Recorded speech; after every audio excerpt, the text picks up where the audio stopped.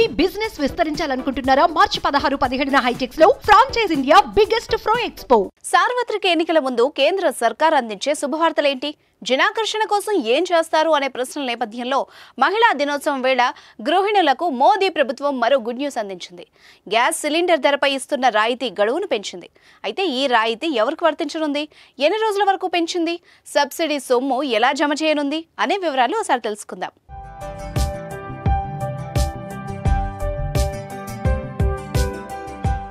2016లో ఉజ్వల పథకాన్ని కేంద్ర ప్రభుత్వం అందుబాటులోకి తీసుకొచ్చింది.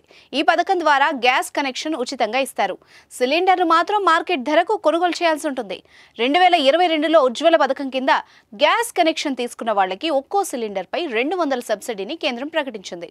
ఆ సబ్సిడీని గత సంవత్సరం అక్టోబర్లో 300కు పెంచింది.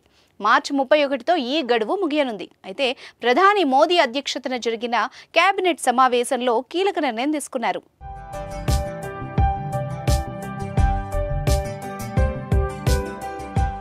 గ్యాస్ సిలిండర్ ధరపై ఇస్తున్న రాయితీ గడువును పెంచారు. ఏప్రిల్ 1 నుంచి ప్రారంభమయ్యే ఆర్థిక సంవత్సరం వరకు గడువును పెంచారు. అంటే 2025 మార్చి వరకు ఒక్కో సిలిండర్పై ప్రస్తుతం 300 సబ్సిడీ అందించనుంది కేంద్రం. ఏడాదికి 12 సిలిండర్ల వరకు ఈ రాయితీ లభిస్తుంది. సబ్సిడీ మొత్తాన్ని అర్హులైన లబ్ధిదారుల బ్యాంకు ఖాతాల్లో నేరుగా జమ చేయనుంది.